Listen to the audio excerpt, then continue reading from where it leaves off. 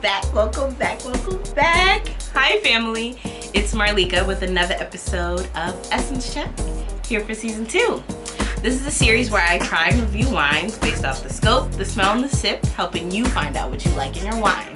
So let's get to the heart of it. So it's a new year, we're trying new things, and of course new wine. So today, being that it's February, you know your girl gonna come through with the black-owned wine recommendations. And today we are going to be trying Chaos Theory by Brown Estate. The bottle's like really matrixy, so cool. On the front of the label, it says in big old bold gold letters, Chaos Theory. Then we have a beautiful vintage of 2019, letting us know the grapes were harvested in 2019. And on the back of the bottle, it says Brown Estate, Napa Valley, letting us know where all the grapes were grown, the majority for this wine. 2019, a proprietary red wine. In Vino Veritas in Chaos Order again. Produced and bottled by Brown Estate Vineyards, St. Helena, California. And with this gorgeous 14.5 alcohol by volume on the bottle. So she's a big gal. All right. Proprietary red. This is giving the producers, Brown Estate, a little bit of kind of freedom to make their blend how they want. For vintages, the blends do change from year to year. This one is going to be 55% Cabernet Franc, 35% Cabernet Sauvignon, and 10% Zinfandel. Interesting fact, Cabernet Franc, name of one of the grapes of this beautiful bottle, is the papa to Cab Sauv, along with Sauvignon Blanc. So it's gonna be a little bit more cab driven. It might have some kind of cedary, graphite, pencil-y notes to it, some big bodies since it's coming out of California. So very excited to try it out. So like I said, it's a new year, new things, new wine, new season. So we also got some new tools. One of them being a Coravin. So this is a wine preservation system. What this beautifully crafted device does is it lets me extract the wine, essentially pour a glass of wine with keeping the cork intact. So while doing that, I can still hold the bottle for a little bit longer and age it for a little bit longer if I want to. Pour a glass now, pour a glass tomorrow, pour a glass in a few days, and the wine will still be in good condition. As long as you take care of her, you keep the wine how it's supposed to be kept. You don't want to keep it somewhere hot. You don't want to keep it anywhere directly in the sun or anywhere really cold either. I know it's cold outside. When you go to the liquor store, take your wine out the trunk, folks. Take it out. It's not good for her. You can already tell from the alcohol and just the grapes that it's produced from that I want to have this around the lower 60s. So like from 64 to 60 degrees is ideal serving temperature for this one. So if you want to like stick it in the fridge for like 15 minutes before you drink her, that'd be good for you too if it stays at room temperature. Or if you have a cellaring system, I usually keep my wine fridge at 55 and then I just take this out a few minutes before.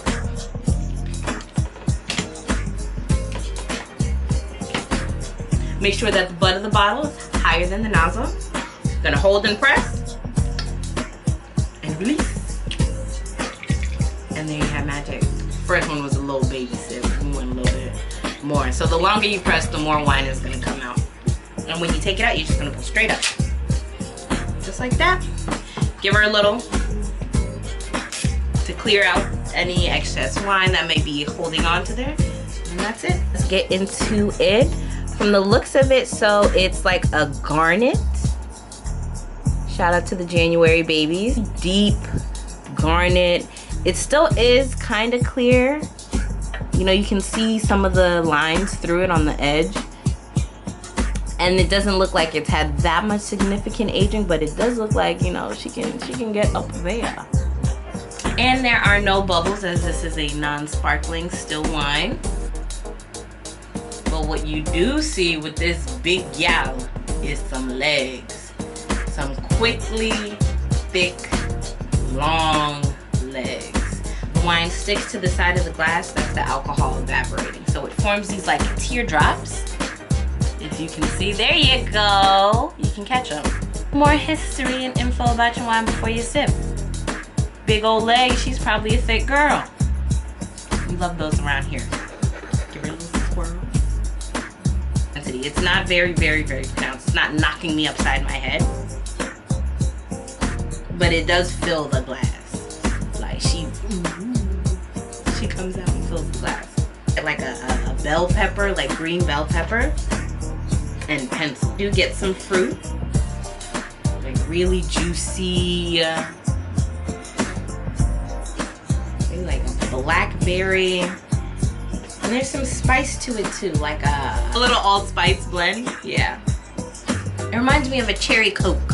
A little bit like a black cherry Coke with some pencils.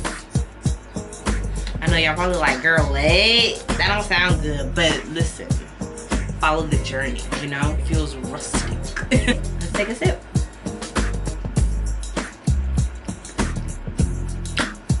And you know me, I'm gonna take, my first sip is never the sip.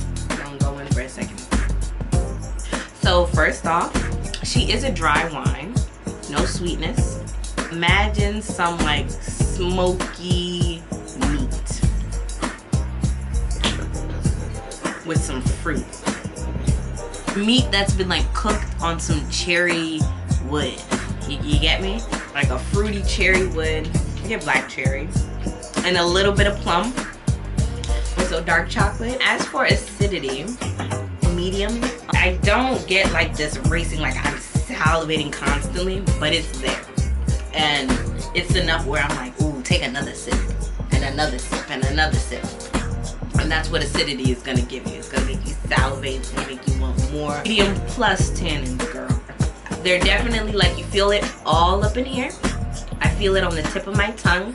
And tannins, again, that like drying sensation you get from certain wines, or if you drink black tea. That dry mouthfeel could also be some tannins back here. And although they're subtle, they're there.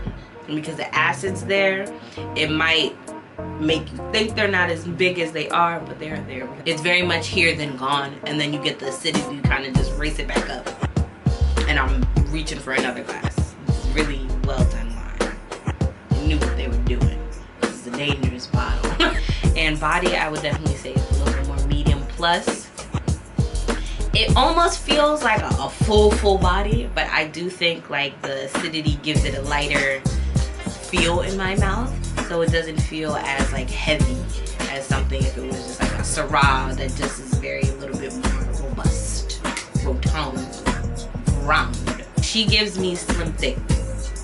Like she full, right? It does have some layering, which I love. I feel like layering in wine with the notes and just like the more stuff you can smell, the more stuff you can taste. You know, you want to drink interesting. Now, after talking about this smoky cherry wood like meat on a grill that's like, yeah, homemade burger, a little bit more of a thicker patty, a nice medium cook on it, yeah. Put some barbecue sauce on that joint too.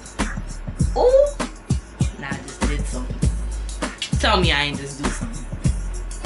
Well, thanks for watching and hanging out with me today, folks. I hope you did learn something. And if you didn't, that you at least enjoyed yourself.